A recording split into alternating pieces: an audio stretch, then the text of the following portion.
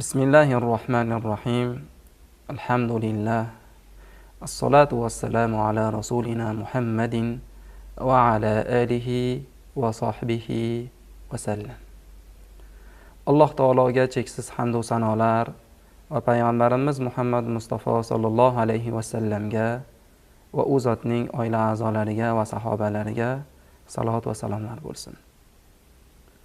Alloh taoloning fazli marhamati bilan, Alloh taoloning ne'mati ila bugundan boshlab ustozlarimizning nasihatlari, irshodlari o'laroq Imom Muhyiddin ibn Sharaf an-Navaviy rahimahullohning Arba'in asarlarini siz azizlar bilan dars qilib o'rganib chiqamiz.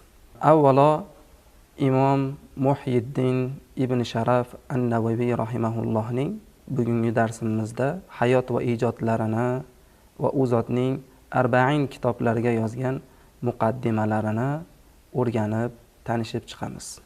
Islom dunyosining eng mashhur olimlaridan bo'lgan Muhyiddin ibn Sharaf an-Navaviy rahimahulloh hijriy 631-yilda Damashq yaqinidagi Navo degan joyda tavallud topadilar. U zot yoshliklaridan ilmga bel bog'laydilar. 10 yoshga yetganlarida Qur'onni yodlashlikni va fiqh ilmini ta'lim olishlikni boshlaydilar. Va 19 yoshga yetganlarida Damashqdagi Dorul Hadis madrasasiga kirib, ilm tahsilini davom ettiradilar. U kishi o'zini zamonasidagi eng katta olimlarning aksarlaridan dars oladilar va vaqtlarini unumli narsalarga, foydali narsalarga sarflaydilar, vaqtlaridan unumli foydalanadilar va bir kunda, ulamolarning aytishicha, bir kunda 12 xil fandan 12 ta ustozdan dars olgan ekanlar.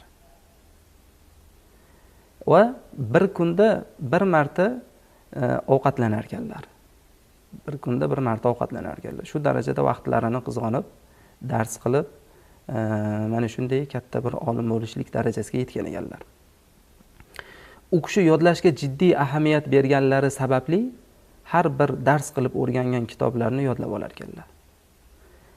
Ayniqsa o'sha turli xil ilmlarda mohir bo'lib, fiqh, hadis va usulul fiqh fanlarida dong taratadilar. Umrlarni keyingi davrini esa kitob yozish, avvalgi ulamolarning asarlariga sharh yozish, mana shunday ishlar bilan o'tkazgan ekanlar umrlarni keyingi davrini. Bu kishi nisbatan oz umr ko'rgan bo'lsalarda, lekin yozib ketgan asarlari juda ham katta hisoblanadi. Alloh taolo u kishini vaqtlariga baraka berib qo'yganligi sababidan shu darajaga yetganlar. Bu kishi ilmga o'ta qattiq sho'ng'ib ketganlari sababli hatto uylanishlikni ham unutib qo'ygan ekanlar. Yon atrofdagilar shuncha ilm o'rgandingiz, endi uylanganingizda yana yaxshi bo'lardi-da deb aytishganda, axir sizlar eslatmadinglar-ku deb javob bergan ekanlar. Imom Navaviy rahimahulloh Imom Muslimning sahih to'plamlariga ham sharh bitganlar. Mana shu Imom Muslimning sahih kitoblarini nikoh kitobidagi hadislarni shu darajada maromiga yetkazib sharhlagan ekanlarki, mana shunday darajada juda ham bir maromiga yetkazib sharhlaganlarda ulamolar aytishgan ekan. Imom Navaviy uylanmasdan turib shu darajada sharhlasalar, uylanganlarda qandoq sharhlagan bo'lar ekanlar deb aytishgan ekan. U zot o'zlaridan juda katta ilmiy meros qoldirib ketganlar, xususan Riyozus Solihin hamda Arba'in va Al-Azkor kitoblari musulmonlarning orasida juda mashhur hisoblanadi. Olimlar buni Imom Navaviyning ixloslari tufayli Alloh taolo u zotga bergan inoyati deb aytadilar. Imom Navaviy rahimahulloh hijratning 676-yili bir qiyilda aytilishicha 677-yili Rajab oyining 24-kunida 45 yoshlarida vafot etadilar. O'zlarini o'sha kindik qonlari to'kilgan Navo degan joyda vafot topadilar. Allohdan u kishini o'zining cheksiz rahmati bilan siylashini va ilmlari barakotidan hammamizni nasibador qilishligini so'rab qolamiz. Endi azizlar, Imom Navaviy rahimahullohning mana shu 40 asarlariga yozgan muqaddimalari bilan tanishib chiqsak. Imom Navaviy rahimahulloh ushbu kitoblarning muqaddimasida Alloh taologa hamd va sano va payg'ambarimiz Muhammad Mustafa sallallohu alayhi va sallamga salovat va durudlar yo'llaganlardan keyin aytadilarki, Ali ibn Abu Talib, Abdullah ibn Mas'ud, Muaz ibn Jabal, Abu Dardo, ibn Umar, ibn Abbos, Anas ibn Malik, Abu Hurayra va Abu Sa'id Khudri roziyallohu anhumlardan rivoyat qilingan turli xil tariqlar orqali kelgan rivoyatda Rasululloh sallallohu alayhi vasallam aytadilarki, man hafiza ala ummati 40 hadithan min amri dinihima ba'athahu Allahu yawmal qiyamati fi zumratil fuqaha'i wal ulama deb aytadilar. Ya'ni Rasululloh sallallohu alayhi vasallam aytadilarki, kimki ummatimga din ishlari borasidagi 40 ta hadisni muhofaza qilsa, saqlasa, yodlasa, Alloh taolo qiyomat kuni uni fuqaholar va olimlarning jamoasida tiriltiradi degan mazmundagi hadislar kelgan.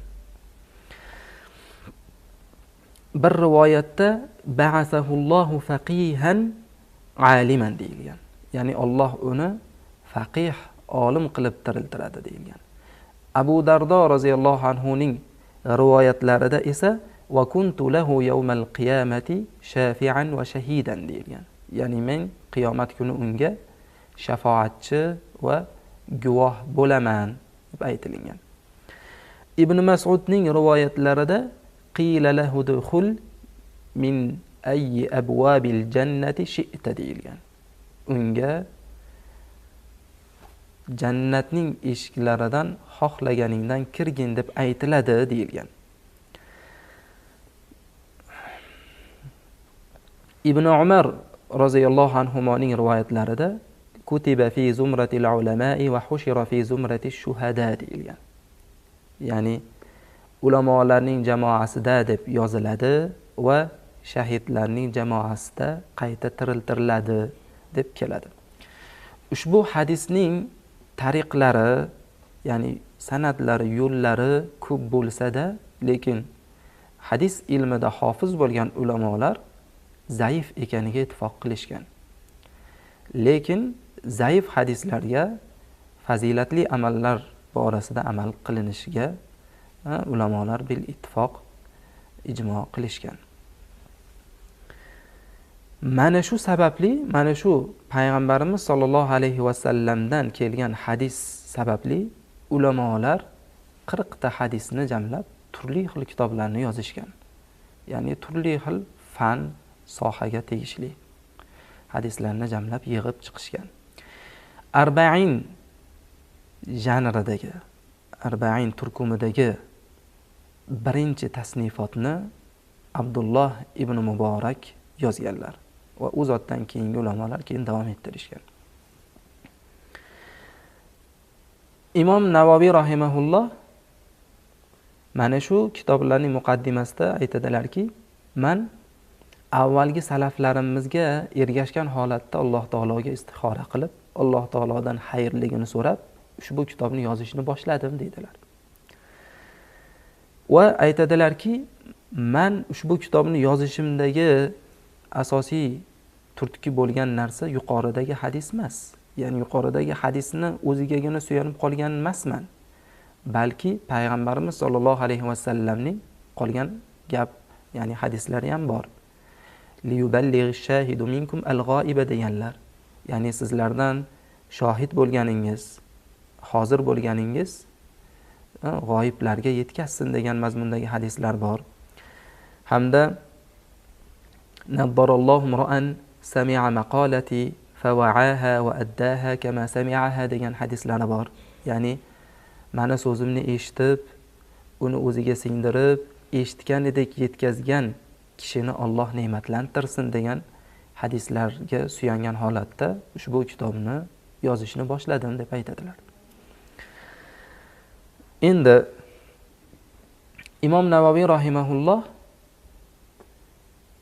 kitoblarida, arba'in kitoblarida islomning madori bo'lgan, islomning o'zagi bo'lgan, shariatdagi kulliy qoidaga dalil bo'lgan hadislarni jamlab keltirganlar.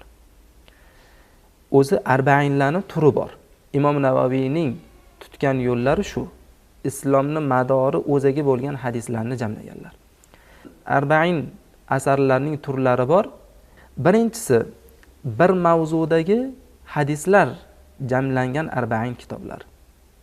Bunda masalan namozning fazli yoki ro'zaning fazli bo'lishi mumkin. Bir mavzuga doir 40 ta hadis jamlanadi. Ikkinchisi bir sahobadan rivoyat qilingan 40 ta hadis jamlanadi. Bunda ma'lum bir sahobani olinadi. Masalan Abu Hurayra roziyallohu anhu ni olib, u zot rivoyat qilgan 40 ta hadisni jamlab bir kitob shakliga keltiriladi. Va yana uchinchi turi bor, bir shahar roviylaridan rivoyat qilingan arba'inlar. Bunda ham ma'lum bir shaharni olinadi. Masalan, Madina shahrini olinib, Madina shahrida tug'ilgan roviylarning rivoyatlarini keltiriladi xolos. To'rtinchisi, har bir hadis alohida shahar roviylaridan olinadi.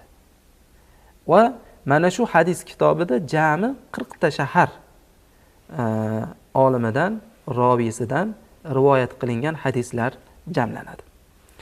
Va yana 5-turi bor, har bir hadis alohida shayxdan rivoyat qilingan bo'lishligini shart qilinadi. Misol uchun kitob yozayotgan olim bir ustozidan bitta hadis oladi xolos. Keyin boshqa ustozidan oladi. Jami 40 ta ustozdan 40 xil rivoyatni jamlab keltiradi. Xulosa qilib aytganda, ulamolarimiz ko'plab jihatlarini e'tiboridan ko'plab turdagi arba'inlarni jamlashgan va sharhlashgan. Arba'in kitoblari shu darajada ko'pki, hatto arba'in kitoblarini nomi va mualliflarini tanishtiruvchi kitoblar ham yozilgan.